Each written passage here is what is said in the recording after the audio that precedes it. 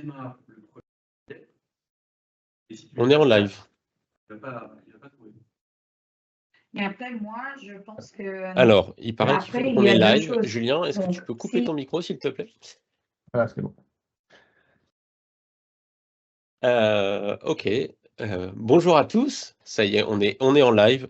On a une petite minute de retard dû à un petit souci technique, mais ça y est, on est en live. Pour cette nouvelle édition des GitHub Copilot Office Hours.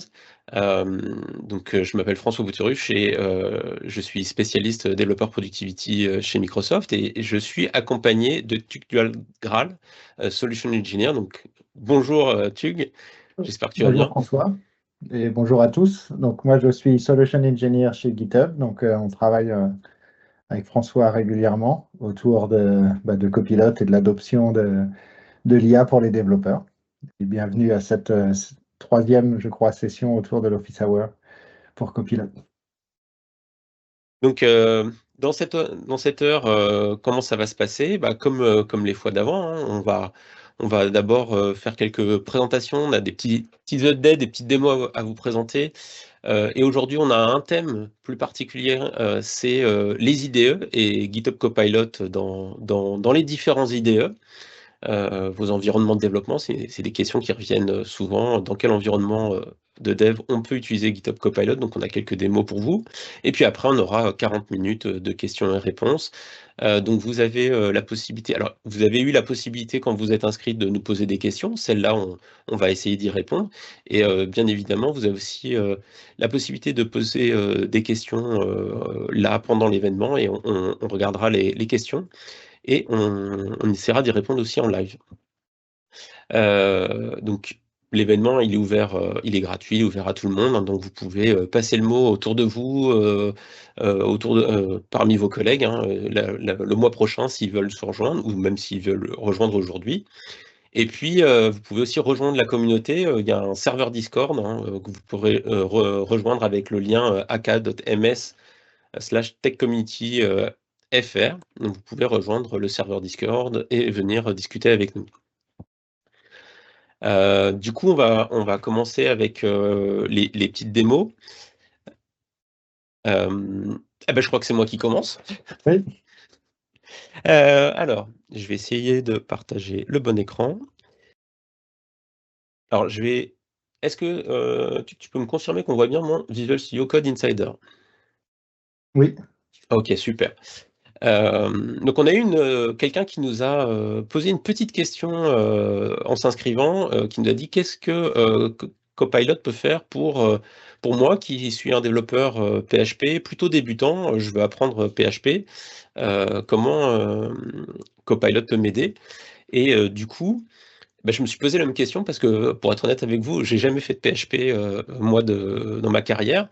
Et donc je me suis dit, tiens, c'est vrai, surtout que maintenant GitHub a publié le mode agent dans VS Code. Donc pour le moment, vous l'avez dans VS Code Insider. Il est en train d'être déployé dans le VS Code version stable. Alors moi, j'ai regardé hier, je ne l'avais pas encore dans mon VS Code version stable, donc je suis toujours dans la version VS Code Insider. Mais du coup, je me suis demandé qu'est-ce que Copilot peut faire pour moi et le mode agent peut faire pour moi. Donc, je suis connecté à mon Copilot. Je suis dans la fenêtre Copilot Edit. Et ici, en bas, vous voyez, je suis passé en mode agent. Et là, j'ai fait mon prompt. Alors moi, je lui parle en anglais, hein, je ne lui parle pas en français, mais ça, c'est chacun son habitude.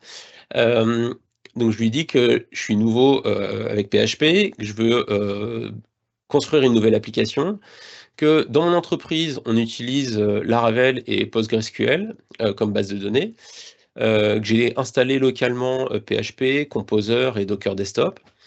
Je lui demande d'utiliser Docker seulement pour la partie base de données, parce que ma machine n'est pas non plus un foudre de guerre, donc on va pas faire trop de conteneurs Docker sur ma machine.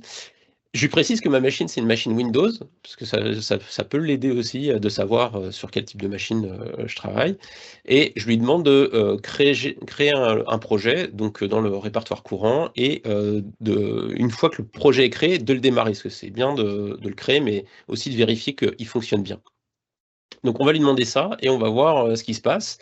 Et là, Copilot commence à réfléchir à ce que je viens de lui demander. Et donc, me propose d'utiliser Composer pour créer mon projet. Donc je vais faire OK, bah, vas-y. Donc non seulement il me propose la ligne de commande à exécuter, mais en fait il l'exécute pour moi. Quand j'ai cliqué sur Continue, bah, en fait tout simplement il exécute la commande de création pour moi. Donc voilà, ça c'est en train d'installer les dépendances.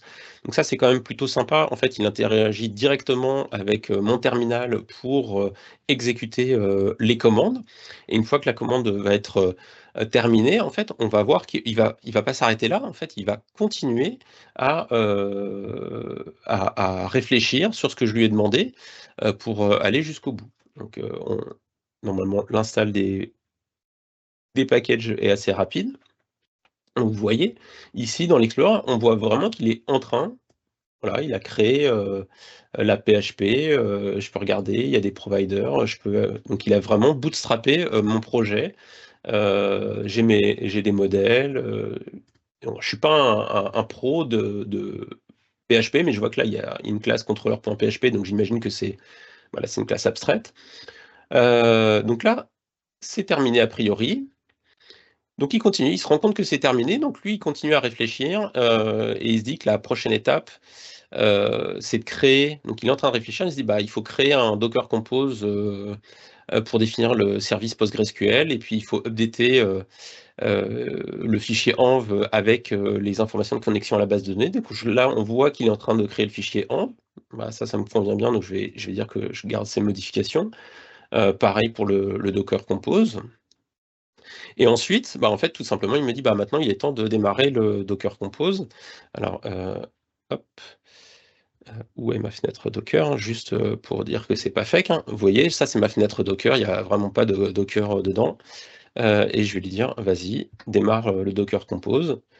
Et c'est parti, il est en train de démarrer mon conteneur. Donc maintenant, j'ai bien le conteneur qui est démarré.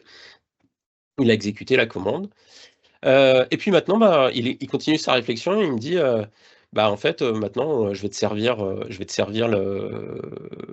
l'app avec Artisan. Donc il va exécuter la commande PHP Artisan serve. Je vous avoue que je suis pas un pro de Laravel non plus, donc je lui fais confiance. Et donc là, on va naviguer vers l'application qui est en train de se charger. Donc il y a un petit temps de chargement, c'est normal. Il va se passer quelque chose si tout se passe bien. Voilà. Donc là, j'ai une erreur. Et bah, moi, je ne sais pas trop ce que ça veut dire. A priori, il y a un petit souci. Moi, je vais tout simplement copier l'erreur et puis lui dire, bah, je vais lui dire, bah, écoute, fix the error. Voilà. Et puis, je vais lui copier-coller l'erreur. Et il va réfléchir. Donc, il se rend compte que Laravel n'est pas capable de résoudre le hostname, qu'il doit y avoir un petit souci. Donc il me propose de faire une modification, bah, je fais OK, et puis je fais un continue. Alors là, il se rend compte qu'il m'a proposé une commande, l'opérateur est sous Windows, il n'est pas supporté, donc il se dit ah OK, bah je vais le faire en 2 fois. C'est vraiment intéressant parce qu'en fait, quand l'erreur arrive dans le terminal, l'agent va poursuivre en fait et va noter que l'erreur est arrivée et va faire des propositions. C'est vraiment. Ça, c'est quand même super puissant parce qu'il est en train de réfléchir sur ce qui se passe dans le terminal. Il dit, ah ouais, OK, il y a une erreur, je continue. Et donc là, il est en train de lancer donc Docker Compose. Hop. N'hésitez pas d'ailleurs si vous avez utilisé le mode agent dans VS Code Insider à mettre des commentaires ou à mettre un petit feedback dans le chat ou dans les sessions, dans la partie questions. Et si vous avez des questions, bien sûr, il faut les poser là-bas. Alors là, le démo qu'on est en train de faire. Ouais, j'ai peut-être un petit effet démo, j'ai l'impression qu'il est en train de miner. Hop, je vais l'arrêter, je vais juste vérifier est-ce que Docker a bien été lancé. Et non, il y a un petit souci sur le lancement de Docker. Hop, ça peut arriver, on va juste jouer la commande nous-mêmes. C'est bon, donc là, je vais lui demander du coup de relancer l'application.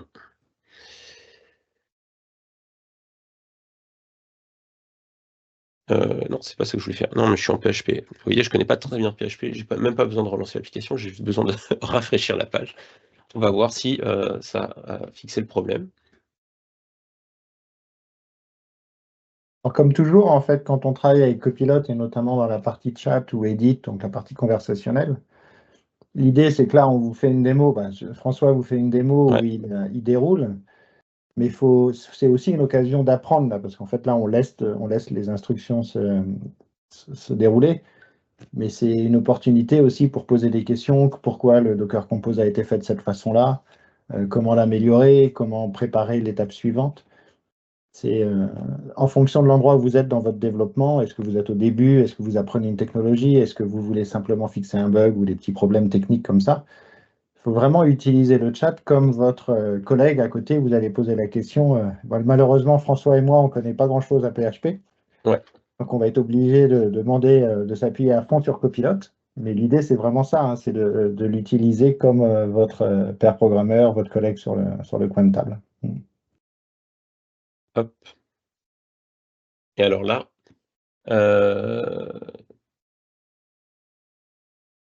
je vais refaire redémarrer.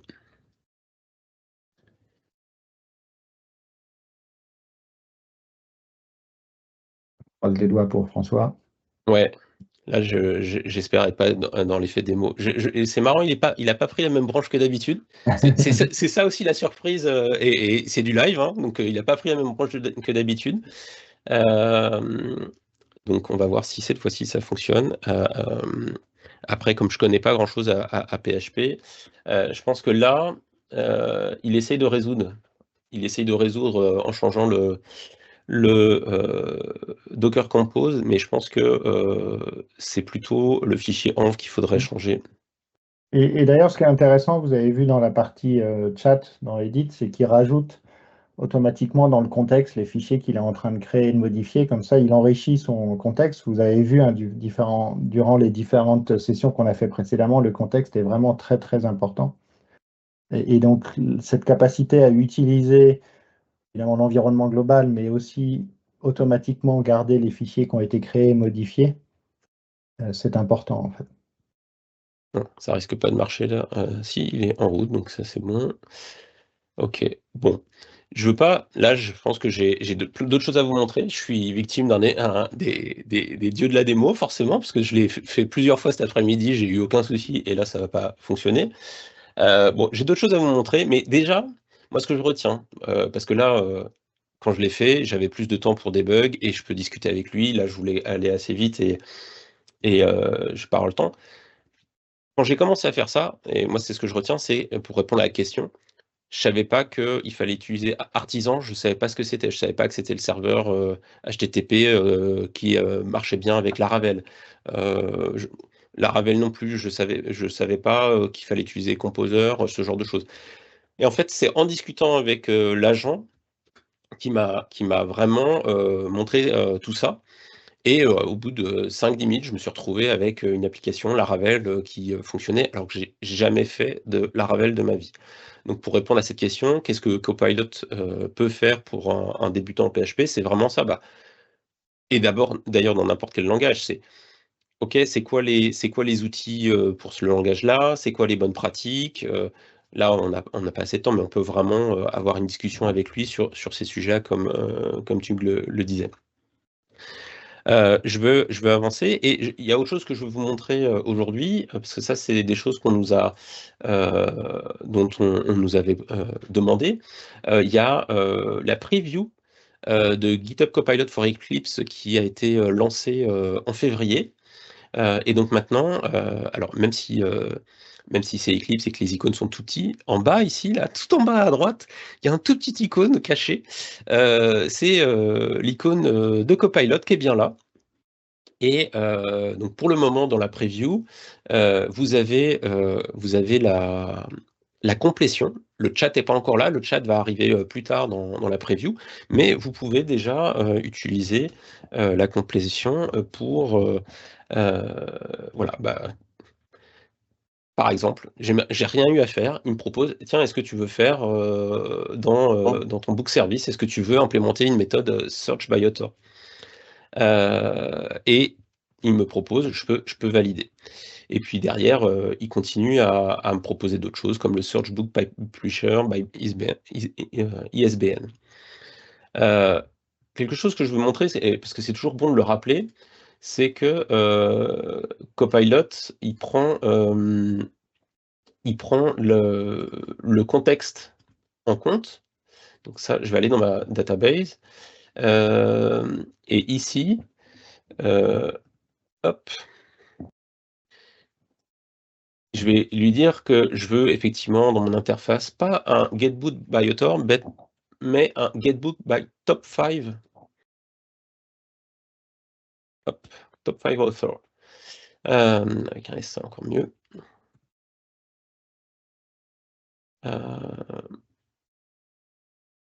Hop, et ça, je peux enlever. Voilà.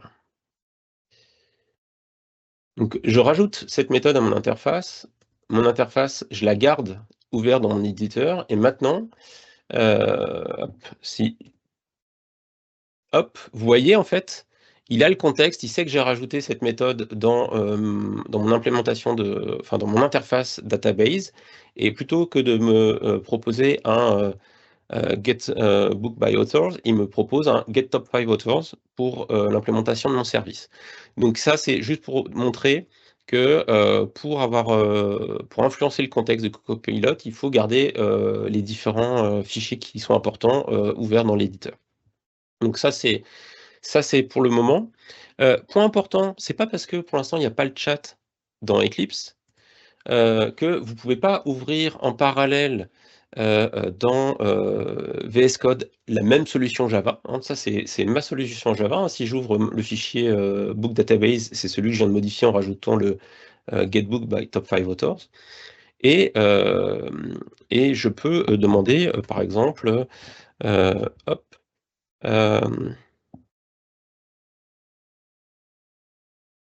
je peux lui demander de réfléchir à ce que fait cette application. Donc, même si le chat n'est pas encore disponible dans Eclipse, j'ai déjà la complétion dans Eclipse, et pour le chat, je peux basculer rapidement dans VS Code, discuter avec le chat, et retourner dans Eclipse pour la partie vraiment développement et build. Donc ça, c'était la deuxième chose que je voulais montrer, et j'en ai une petite dernière avant de passer la main à Tug. C'est Visual Studio, parce que Copilot est aussi dans Visual Studio. Donc là, j'ai déjà ouvert un projet. C'est un projet d'application .NET Aspire. Donc pour ceux qui ne connaissent pas .NET Aspire, c'est un framework d'orchestration .NET pour définir des applications cloud native. Et dans cette application, finalement, j'ai un premier service qui est le service de mon API. J'ai un front web. Et j'ai aussi un cache Redis. Donc mon application démarre tout ça. C'est pas vraiment ça que je veux montrer. Hein, je ne vais pas faire la promo de .NET Aspire. Ce que je vais vous montrer, c'est qu'ici, je vais démarrer mon application pour tenter de la tester.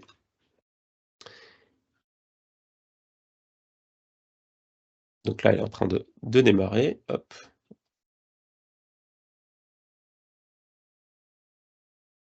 Là.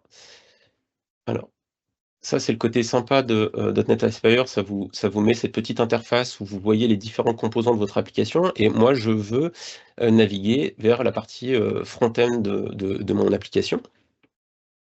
J'arrive là. Ça, c'est l'application démo de base de .NET. Et dans la vue Weather, normalement, mon front-end, il va faire un appel API à mon API back-end. Et là, j'ai une exception. Et ce qui est super cool, moi, je trouve, dans l'intégration de Copilot dans Visual Studio, c'est que là, dans l'exception, j'ai le Ask Copilot. Et je peux cliquer sur Ask Copilot. Et hop, Copilot va récupérer les informations, va analyser mon exception, va analyser mon code et me dire a priori, une des raisons, c'est qu'il y a une faute de typo sur le endpoint URL. Normalement, c'est weather forecast et toi, tu as mis weather forecast. Et donc, tout de suite, je sais comment corriger mon code. Donc, je peux copier la ligne de code et hop, j'ai perdu. Hop, je vais désactiver ici. Et là, en fait, hop, je peux copier-coller la correction. Hop. Donc vous voyez, il a corrigé ici, il a rajouté le T. Et je relance. Et cette fois-ci, ça va fonctionner.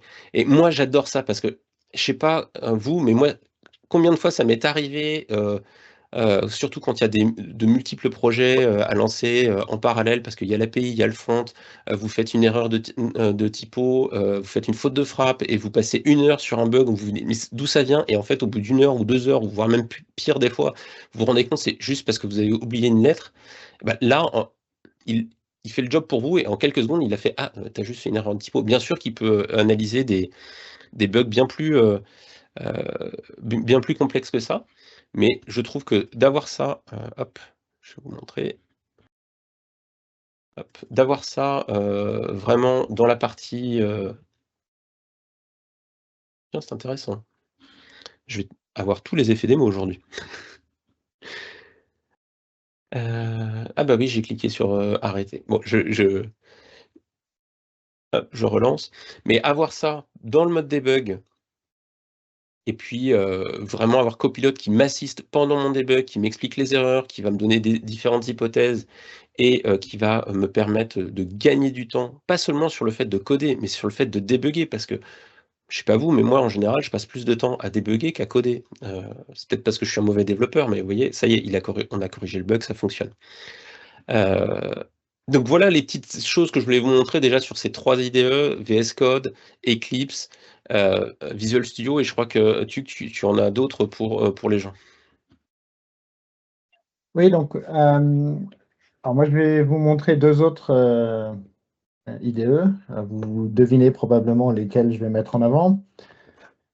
Juste, rappelez-vous hein, que sur le site web de GitHub et Copilot, il y a pas mal d'informations. Ce que je voulais vous montrer, c'est dans un premier temps Xcode.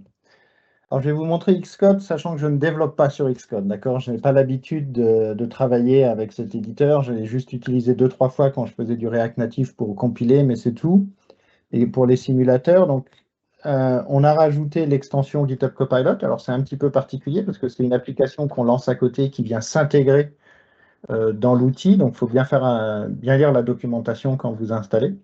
Alors, je vais vous montrer avec des commentaires. Ajouter texte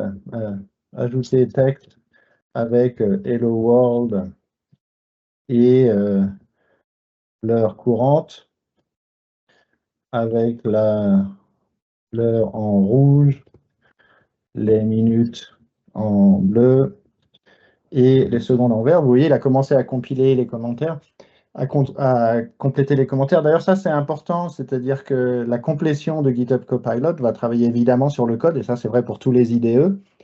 Donc mais aussi sur le texte. Donc, quand vous écrivez de la documentation, quand vous écrivez vos commentaires, c'est un outil qui est très, très pratique. Donc là, si...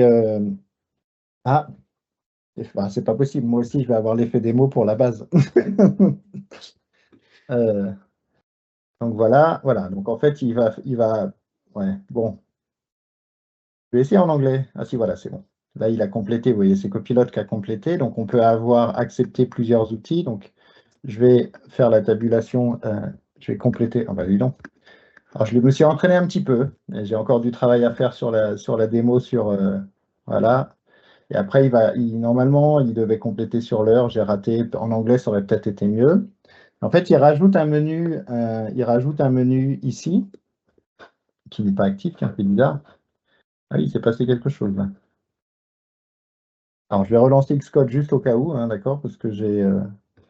Ah bah si, en fait, c'est que j'ai mis à jour... Voilà, ok. Donc, quand je vous disais qu'il faut bien lire la documentation, j'ai mis à jour l'extension, ce que je n'aurais pas dû faire. Bah, comme ça, vous allez voir comment on configure. Donc, on configure GitHub Copilot sur des permissions spéciales sur GitHub, sur la partie extension. Donc, Xcode, extension et Xcode. Alors, je croise les doigts pour essayer d'avoir une démo qui fonctionne. Comme je vous le disais, ce n'est pas un outil que j'utilise, je l'ai installé pour la démonstration et pour avoir les simulateurs, mais aujourd'hui, je l'ai vraiment installé pour la démonstration. Si vous avez commencé à travailler avec l'éditeur, allez-y, partagez. Donc, normalement, voilà, j'ai GitHub Copilot ici. Allez, on va recommencer. On croise les doigts. Voir s'il fait un meilleur boulot. Voilà. Il n'a pas fait le meilleur boulot sur la date. Par contre, si vous allez, et on continue, on peut aller sur GitHub Copilot, et ici, vous allez avoir les raccourcis un petit peu comme on a sur tous les éditeurs, mais notamment la partie chat qui vient s'ouvrir ici, où on va pouvoir poser des questions, et donc avoir l'historique comme on l'a d'habitude sur les autres éditeurs. D'ailleurs, ça, c'est important, et quand vous faites du chat, rappelez-vous qu'il faut, quand vous changez de contexte, On voit plus ton écran. on ne voit plus mon écran. Ah. Probablement quand j'ai changé les permissions, peut-être. Donc, je disais, je suis allé dans l'éditeur GitHub Copilot. Ici, vous avez les raccourcis et notamment la partie chat. Et comme sur tous les éditeurs, on a l'historique des chats et la possibilité de poser des nouvelles questions. Avec le contexte de fichiers qui sont là, vous allez pouvoir ajouter les différents fichiers. Donc, assez classique dans la façon de travailler. Et vous allez voir les références et la capacité à créer les fichiers ici. Je ne vais pas aller plus loin sur la démonstration dans Xcode, par manque d'expérience en fait.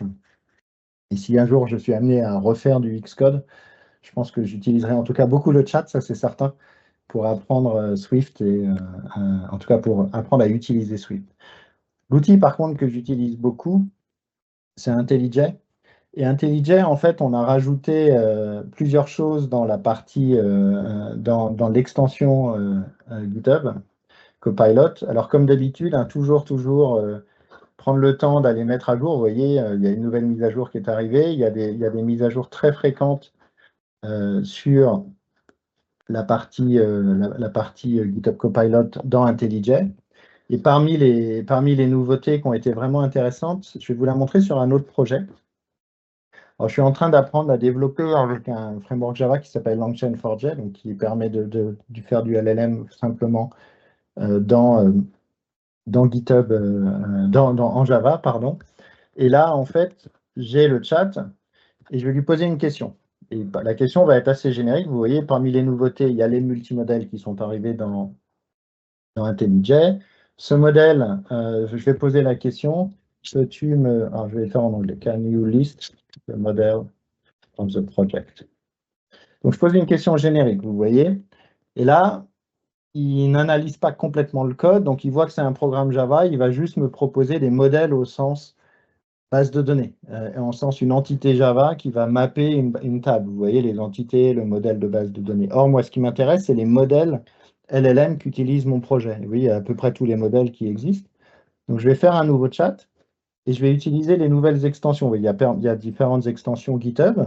L'extension GitHub, l'extension JFrog, vous pouvez interroger les Copilot extensions de la même façon que vous le faites dans Visual Studio et VS Code.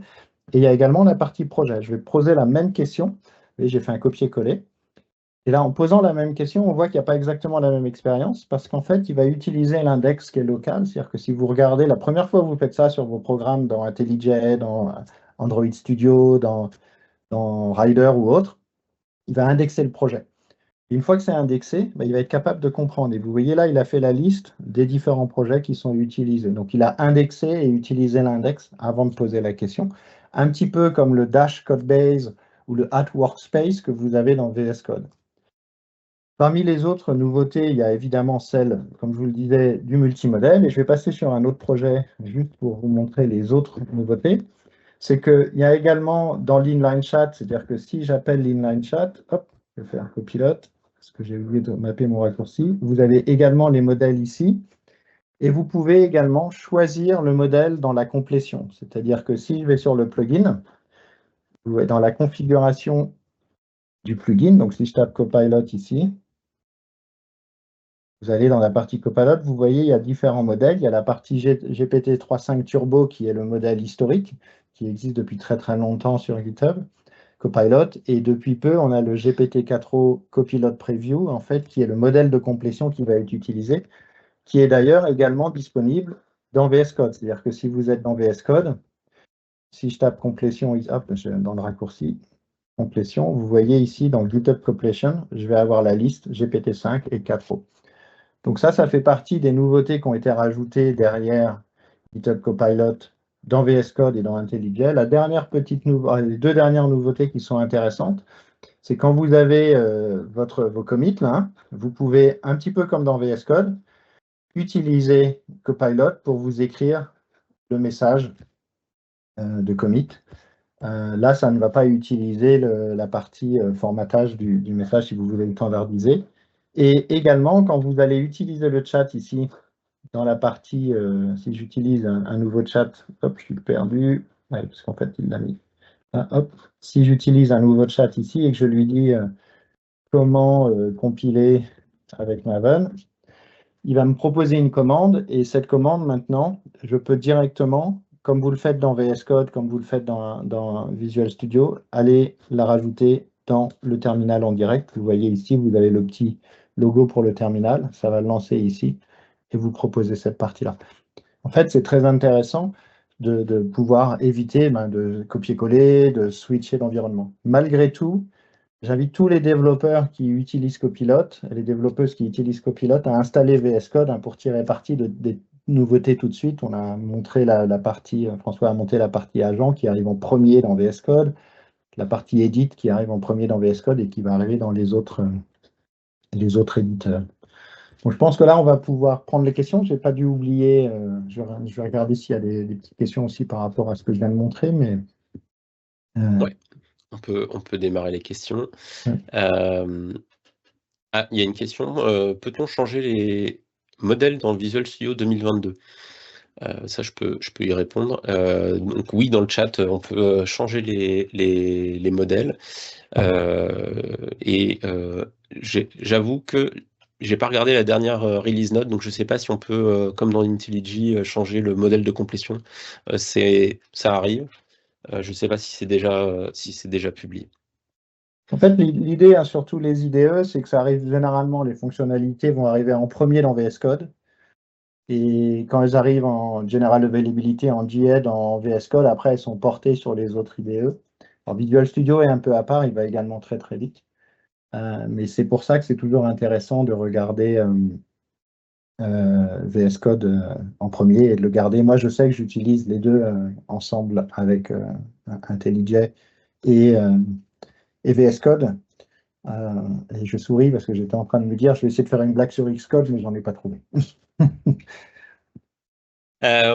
Du coup, on peut aussi passer aux questions. Je crois qu'on a répondu dans les questions du chat, mais on a aussi les questions que les gens nous ont posées pendant leurs inscriptions. Donc la première, je pense que Tug, elle est pour toi. Quels sont les prompts et les tips les plus utiles pour du développement tout langage confondu? Et je crois que là, c'est toi l'expert là-dessus. Chaque fois, tu me bluffes. Donc. En fait, il n'y a pas de bonne ou mauvaise façon d'utiliser GitHub Copilot. Dans la documentation, on fournit de la doc.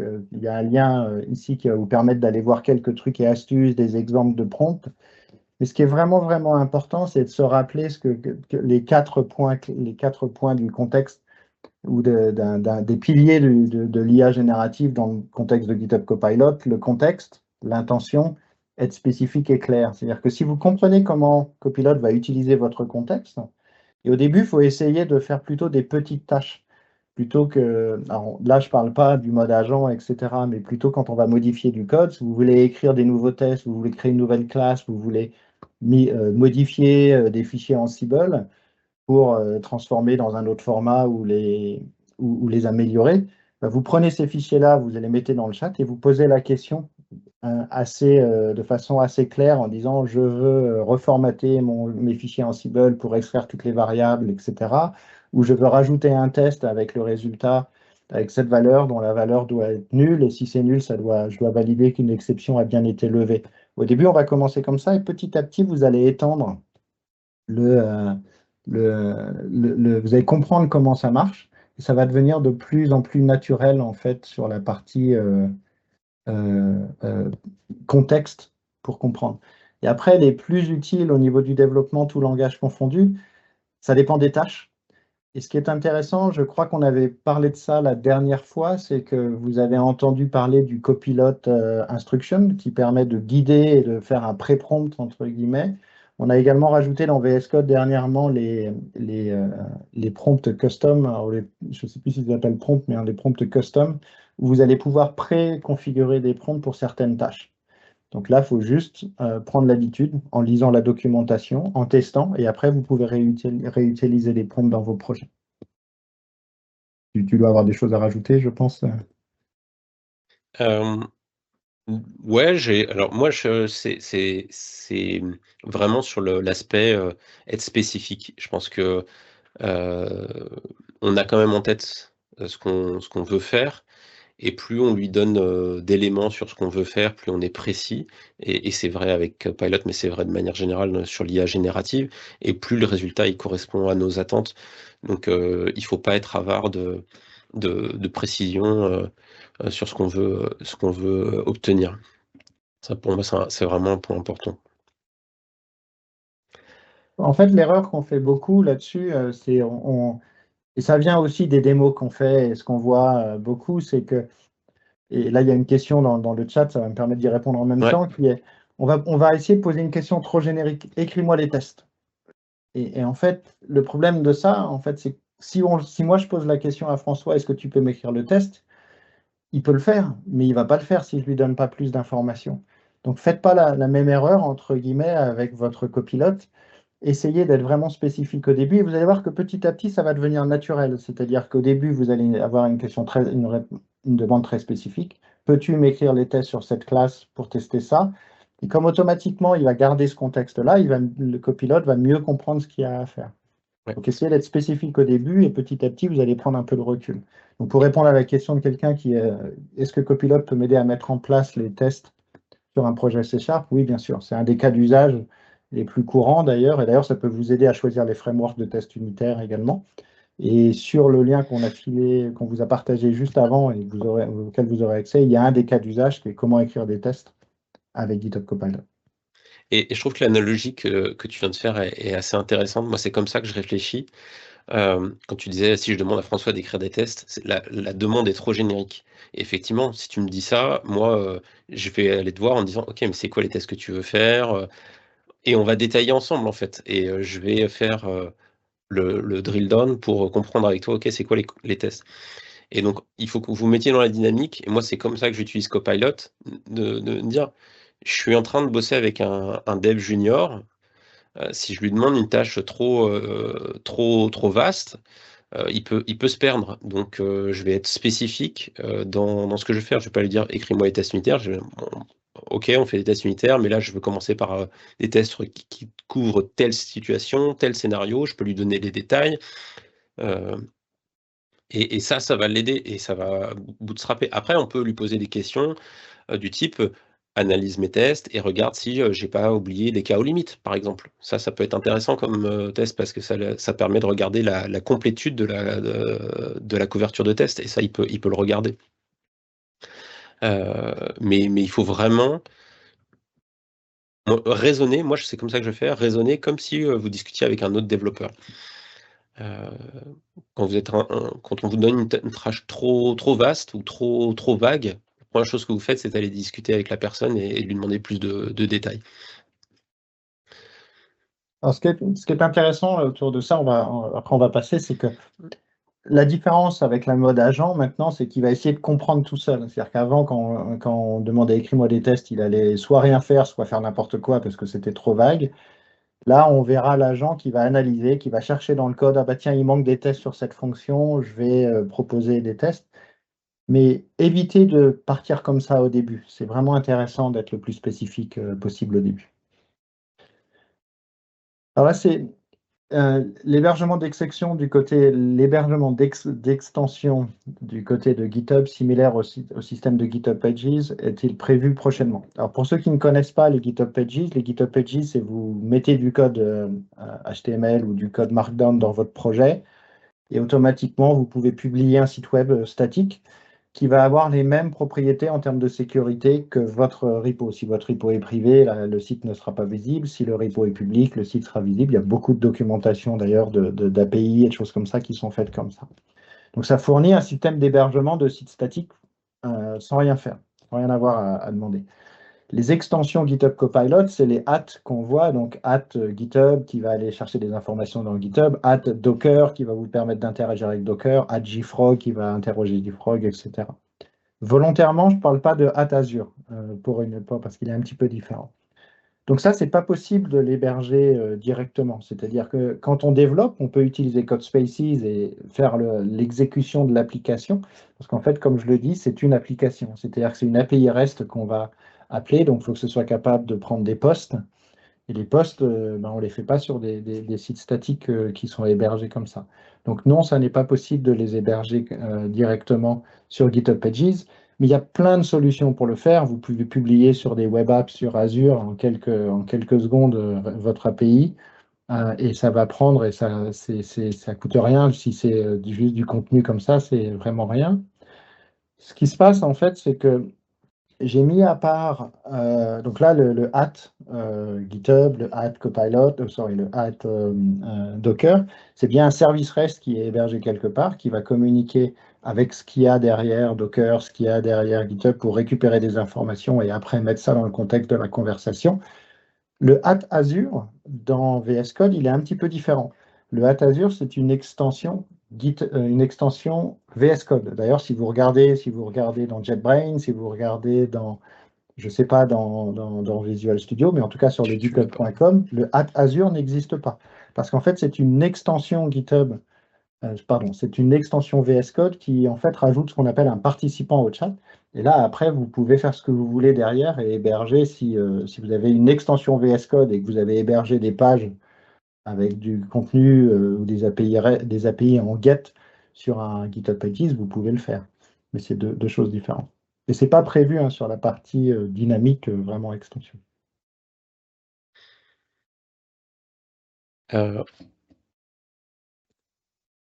La prochaine question, c'est quelle est la faisabilité et la fiabilité de GitHub Copilot pour la migration de code legacy? Alors ça, je peux y répondre un petit peu. Pour l'avoir déjà testé, pour l'avoir déjà fait, on peut utiliser GitHub Copilot pour aider à refactoriser du code. Et en fait, c'est ça que le point important, c'est de se dire qu'est-ce qu'on entend par migration de code legacy. C'est-à-dire que j'ai du code qui commence un peu à avoir de l'âge et je voudrais le refactoriser, je voudrais améliorer la performance, donc je peux demander à GitHub Copilot d'analyser mon code et de regarder s'il n'y a pas des endroits où je peux améliorer la performance. En général, quand je fais ça, vaut mieux là aussi que je sois spécifique en disant tiens, j'ai un problème avec l'accès à la base de données, est-ce que tu peux regarder la manière dont je me connecte à la base de données, est-ce qu'il n'y a pas quelque chose que je pourrais améliorer? On peut rechercher aussi des problèmes de sécurité. Tout ça, c'est déjà de la modernisation de code legacy. Même chose si on veut commencer on a du code monolithe et qu'on veut commencer à progressivement le couper en microservices, on peut lui demander des conseils sur le code. Ça, c'est un premier sujet. On peut utiliser GitHub Copilot pour ça. Ensuite, il y a le sujet de migrer du code, par exemple, d'une ancienne version de .NET ou d'une ancienne version de Java à une version plus moderne. Donc là, c'est par exemple de passer de Java 8 à Java 21, dans lequel il y a des breaking changes sur les API ou autres. Sur ces sujets-là, il y a 2 technical previews avec des whitelists. D'ailleurs, j'ai oublié de mettre les liens, je les mettrai dans le Q&A. Il y a 2 whitelists, une pour le GitHub Copilot for Java Upgrade et une pour l'assistant pour .NET. Donc il y a 2 whitelists, donc pour 2 technical previews, qui sont là des assistants de GitHub Copilot qui vont vraiment prendre, dont l'objectif c'est de prendre du code plus ancien et de le migrer plus ou moins automatiquement, autant que faire se peut, vers les nouvelles versions. Donc faire une upgrade de Java 8 à Java 21 ou faire une upgrade de .NET Core 3 vers .NET 8 ou 9. Parce que ça, on sait que c'est très consommateur et souvent on se retrouve avec... je suis sûr qu'il y a encore plein de gens qui ont du Java 8 en prod. On se retrouve avec des applications comme ça qui ont des années et sur lesquelles on n'ose plus, finalement, on n'ose plus bouger. Et du coup, on se retrouve un peu bloqué parce qu'on a des problèmes de sécurité, on a des problèmes de performance parce qu'on bénéficie pas des performances des nouvelles versions du runtime. Et donc, si on a un GitHub Copilot qui peut nous aider à automatiser cette migration-là, ça, c'est super. Donc, on a deux previews qui arrivent et vous pouvez rejoindre les whitelists si ça vous intéresse.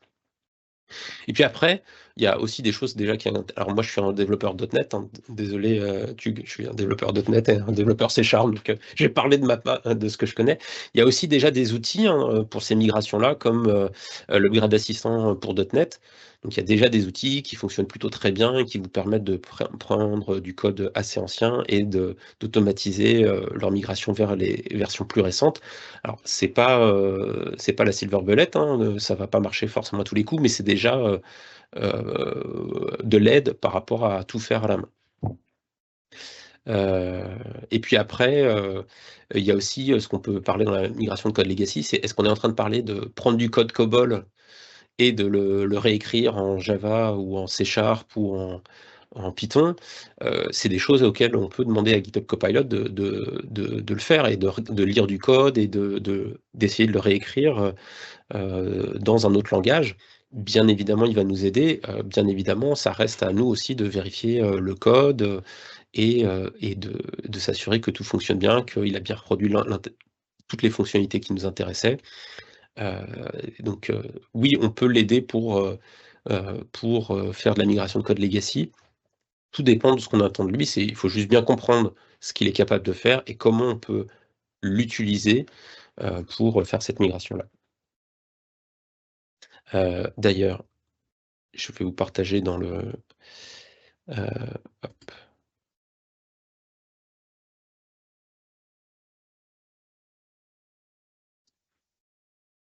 Je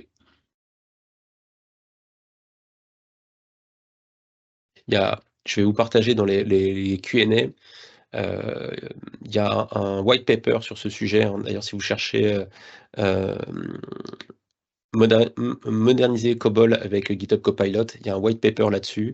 Et il y a aussi un white paper, enfin un article de blog sur les tips and tricks pour faire de la modernisation de code legacy avec GitHub Copilot. J'ai oublié de les mettre dans le slide, mais je vais vous les mettre dans le chat. Peut-être question suivante. Quels avantages pour une TPE? Très petite entreprise, j'imagine. Ah, tu as coupé ton micro. Je suppose que ça voulait dire très petite entreprise. En fait, la même que pour les grosses, entre guillemets, c'est-à-dire que si vous avez des développeurs, et ce qu'on appelle un développeur ou une développeuse dans le contexte de GitHub Copilot, c'est une personne qui utilise un IDE, que vous avez sur VS Code, sur IntelliJ, sur Visual Studio, maintenant Eclipse ou Xcode. En fait, l'idée, c'est que ça va vraiment aider dans les tâches qu'on a à faire quand on écrit du code, de la doc. C'est vraiment l'avantage, c'est que ça donne un petit peu plus d'autonomie à toutes les personnes sur n'importe quelle tâche. Et je dirais que plus l'équipe est petite, ben, plus ça va permettre également aussi de faire des tâches plus grandes. Je vais prendre l'exemple tout bête. Alors, ce n'est pas une TPE, c'est mon projet personnel. J'ai un petit projet où j'écris du code autour de l'analyse de traces GPS, des choses comme ça. Depuis que j'ai accès à Copilot, donc moi j'utilise depuis septembre 2021, en fait, ça m'a permis de faire beaucoup plus de choses qu'avant. C'est-à-dire qu'avant, j'avais écrit mon programme avec une seule technologie. Alors, globalement, c'était du MongoDB, du Node et du Bootstrap en front parce que je suis nul en front. Avec l'arrivée de GitHub Copilot, j'ai pu me mettre un Next.js. J'ai pu me lancer dans cette technologie en me disant ça va m'apprendre à être un peu plus productif. Ça n'empêche pas qu'il faut toujours lire la documentation, il faut relire le code, mais j'ai été beaucoup plus efficace. Et je me lance dans des tâches que je n'aurais pas fait autrement. C'est-à-dire que quand j'ai du traitement d'image à faire, là où avant, je pense que je ne l'aurais pas fait. Quand je dis traitement d'image, c'est retailler les images automatiquement, mettre de la transparence autour de quand je retaille une image. Ben, je me fais aider de Python parce que je sais que Python a plein de librairies. Et pareil, ça m'aide à faire du code et je peux l'automatiser. Le dernier exemple que j'avais donné, c'est que j'avais écrit un script shell qui m'extrait les données de mon storage sur Azure, qui retaille les images, qui re-upload, et j'ai transformé ça sous forme d'action GitHub. C'est-à-dire que je suis passé d'un script Python à une action. Donc pour les TPE, comme pour n'importe quelle équipe, faut vraiment sortir du côté « Copilot, ça m'aide à écrire du code ». Ça fait plein d'autres choses. C'est-à-dire le chat va vous apprendre des technologies. On l'a vu avec François tout à l'heure où on découvre PHP. En exagérant, on va dire, il a aussi découvert Docker et Docker Compose. Ce qui n'est pas vrai, mais sur le principe, il a décrit les étapes qu'il fallait faire. Et ça, pour moi, c'est inestimable parce qu'en fait, ça fait partie des choses qui prennent du temps à apprendre, des technologies annexes. Et quelquefois, notamment dans une petite équipe, je préfère dire plutôt une petite équipe plutôt que TPE, où on doit toucher à plein de choses. Et en fait, on va être beaucoup plus efficace. Moi, j'ai un Donc, autre, tu as des choses à ouais, rajouter? moi j'ai un exemple aussi d'usage que moi j'ai. C'est aussi dans le cadre perso, je gère une asso, j'ai j'ai des fichiers d'adhérents à gérer tout ça, et à chaque fois on me balance des exports CSV que je dois retraiter. Et en fait, j'ai pas le temps, je fais ça en plus de mon job, donc je demande souvent à GitHub Copilot de me faire, tiens, tu peux me faire le petit script Python qui va bien pour remettre ça sous forme Excel, qui va bien et post-traiter. Parce que s'il fallait que je traite le fichier CSV à la main, c'est ok, je peux le charger dans Excel et tout ça, mais ça va me prendre 1 heure. Je suis pas un pro d'Excel. Par contre, j'ai besoin de retraiter le fichier qu'on me fournit pour traiter ma liste d'adhérents. Donc ça me fait gagner un temps fou parce qu'en quelques minutes, j'ai mon petit script Python qui va bien. Et des fois, c'est aussi sur ces petites tâches-là, parce qu'il y a le code, ça c'est une chose, mais aussi il y a plein de petites choses où je perds pas, quand je me dis tiens, ça je ferais bien ça, un petit script. Avant, je réfléchissais, est-ce que je prends 1 heure pour faire le script ou 1 heure ou deux, ou est-ce que je fais, tant pis, je le fais un copier-coller à la main entre deux fichiers. Maintenant, je lui demande, attends, fais-moi un petit script qui fait ça, et je gagne un temps fou. C'est une autre manière d'utiliser aussi Copilot pour gagner du temps. D'une façon générale, vous avez quelque chose de nouveau à faire, vous avez une tâche à faire, posez-vous juste la question, est-ce que Copilot peut m'aider? Et vous allez percevoir que simplement en posant la question dans le chat, au début, qui ne sera peut-être pas assez précise par rapport à ce qu'on s'est dit au début, ça va énormément vous aider. On a beaucoup de commentaires sur, on ne voit pas toutes les questions, mais sur si je dois retravailler un fichier infrastructure as code, si je dois apprendre Python, si je dois faire du SQL, toutes les tâches vont être possibles. Alors, après, sur les langages, j'allais dire un langage de niche, ce qui n'est pas le bon terme, puisqu'en fait, j'allais parler de ABAP et de COBOL, qui ne sont pas des langages de niche, qui sont des langages qui sont très utilisés dans l'entreprise, mais qui sont peu présents dans l'open source. Là, ça va être beaucoup plus difficile, mais par contre, ça peut aider pour certaines tâches. Il faut toujours essayer, mais avoir un œil critique. Oh, la prochaine question, celle-là, je te la laisse.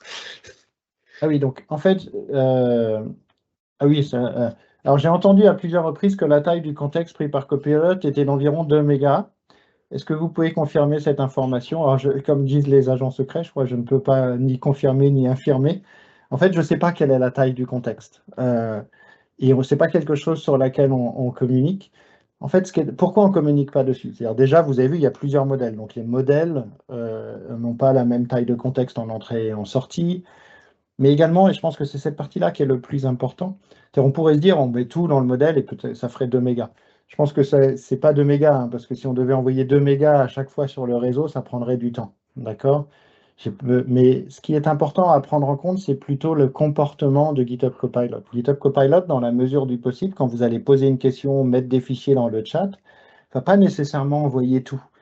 Il va travailler pour qu'il puisse sélectionner et créer un prompt automatiquement avec cette information pour renvoyer les informations. Donc ça, hop, ça va effectivement avoir une taille qui ne va pas être bloquée par défaut. Donc quelle est la taille du contexte? Je ne sais pas. Par contre, en retour, il arrive quelquefois, notamment avec Copilot Edits, où il génère beaucoup de choses, qu'on arrive où ça bloque, où ça dit, bah là, je suis arrivé à un trop grand volume. Par contre, ce qui est vrai aujourd'hui, c'est-à-dire que la taille que vous allez aujourd'hui est différente de la taille qu'on avait il y a quelques mois et qu'on aura demain. On fait évoluer ça constamment par rapport au modèle qu'il y a derrière. C'est intéressant de comprendre comment marchent les modèles, mais par contre, il ne faut pas non plus y penser trop quand on utilise Copilot, à part ce qu'on s'est dit, un contexte est spécifique. Question la suivante. Quelles sont les différences entre GitHub Workspace ou l'agent de mode de GitHub Edit? Alors, si pour les gens qui connaissent pas GitHub Workspaces, c'est quelque chose qui avait été annoncé en Tech Preview il y a un an et demi à peu près, qui est cette capacité à utiliser l'IA sur github.com et qui va analyser votre projet et effectuer la tâche en travaillant directement sur github.com. La partie l'agent mode de GitHub Edits est très similaire dans l'approche, sauf que ça se passe dans l'IDE. Donc on va pas exactement partir du même endroit. GitHub Workspaces continue d'évoluer, il va continuer d'avoir des choses, et il faut le voir un petit peu différemment. C'est que là, c'est plus sur des visions qu'il faut travailler. GitHub Edits avec l'agent de mode dans l'IDE, c'est vraiment je suis là en train de faire une tâche, je suis dans mon éditeur, je travaille. La façon dont il faut voir Workspace, c'est plus ou les évolutions autour de ce qui se passe sur github.com, plus ce qui se passe entre guillemets en batch. Je lance une tâche sur github.com, ça va avoir lieu, je vais revoir, et à la fin, je peux prendre ma pull request et travailler de nouveau en local. Ce sont des outils complémentaires selon l'endroit où on va se trouver. Est-ce qu'on va lancer une tâche en tâche de fond ou est-ce qu'on travaille dans son éditeur? Mais l'objectif est le même, c'est d'automatiser le plus de tâches pour préparer le travail et après avoir de la revue de code sur les tâches simples et se concentrer sur les tâches compliquées. Alors moi je suis super content quand le mode agent est sorti parce que je jouais beaucoup avec Workspaces et plein de fois je me suis dit j'aimerais tellement avoir ça dans mon IDE et c'est exactement ce qui s'est passé. Ça c'est top.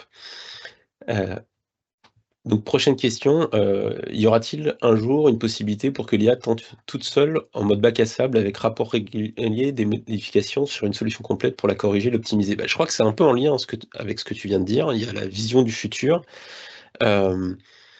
Quelque part, quand on regarde la démo que j'ai fait tout à l'heure avec le mode agent, alors on n'en est pas là, il n'est pas complètement autonome, mais il est capable d'itérer quand même déjà un certain nombre d'étapes dans mon IDE pour lancer la création et faire des choses.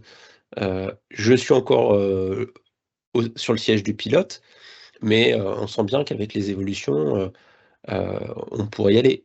Quand, comment, je sais pas, toi, si toi qui es de GitHub, est-ce que tu as plus d'infos là-dessus, mais c'est plus une vision. Ça, c'est la vision, en fait, pour moi, Voilà, ce qui vient d'être décrit. c'est la vision, mais après, le côté important, c'est tendre toute seule. Je pense qu'il faut faire attention. Nous, GitHub, on veut toujours que le développeur soit au centre.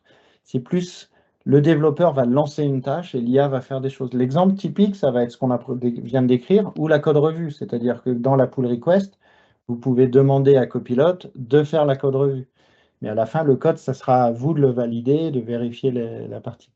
C'est là où je pense que c'est important de bien toujours positionner que Copilot, ça s'appelle Copilot pour une raison. C'est-à-dire qu'il ne va pas avoir d'automatisation. On veut faire ça.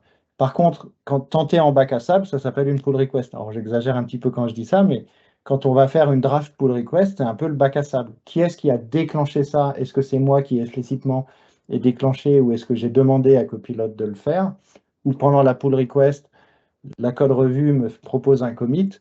On est très proche de ce que tu as décrit là, mais on garde bien le métier de développeur et de se faire assister est très très important. Copilot, rappelez-vous.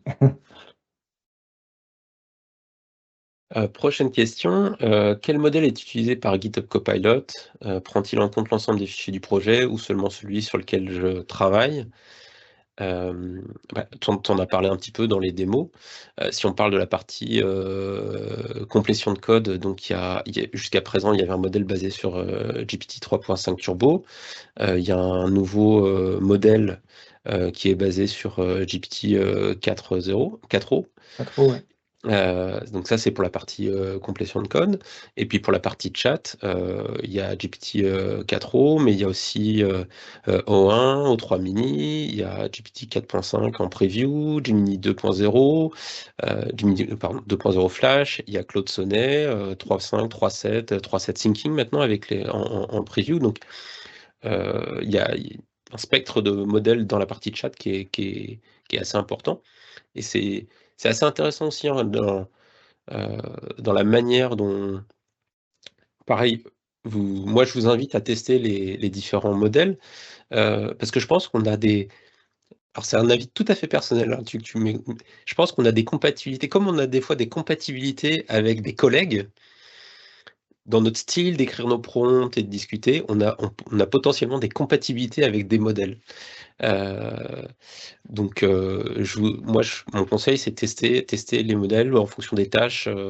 Vous serez plus ou moins satisfait. Il y a peut-être pour certaines tâches un modèle que vous préférez à un autre. Donc, si GitHub vous offre ce panel de modèles, c'est vraiment pour que vous ayez le choix et que vous ayez la meilleure réponse selon vos besoins. Sur la partie contexte, tu en as aussi déjà parlé un petit peu, mais ça dépend et là tu m'arrêtes si je dis une bêtise, mais pour moi ça dépend de l'IDE. En fonction des IDE, le contexte utilisé est pas identique. Ça dépend notamment des capacités et des API fournies par l'IDE.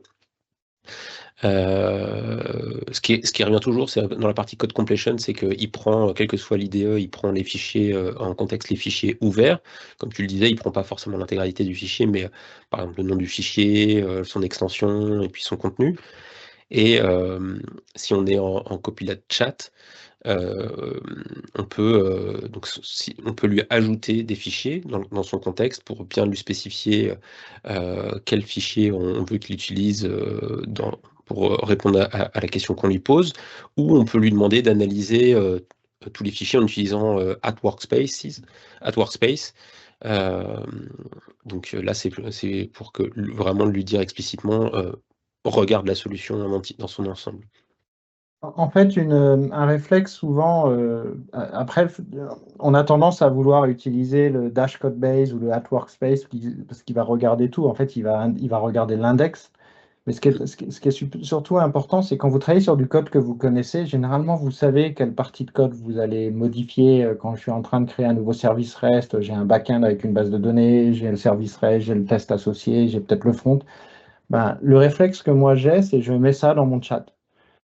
J'ouvre ces fichiers-là. Comme ça, mon environnement, je n'ai pas à me poser trop de questions. Il est restreint, entre guillemets, à la tâche que j'ai en cours.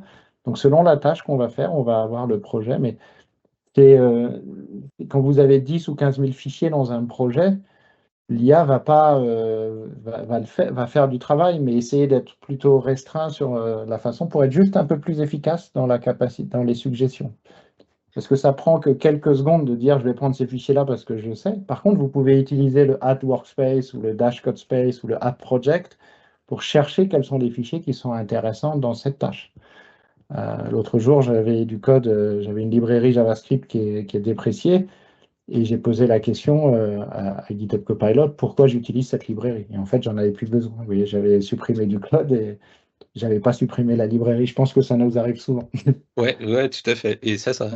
Mm. Moi, c'est le même usage que j'ai de @workspace, c'est pour lui demander de retrouver, tiens, je sais qu'il y a un moment où je fais une connexion à la base de données ou je fais quelque chose et je sais plus, et j'ai pas le temps de chercher dans la base de code où c'est.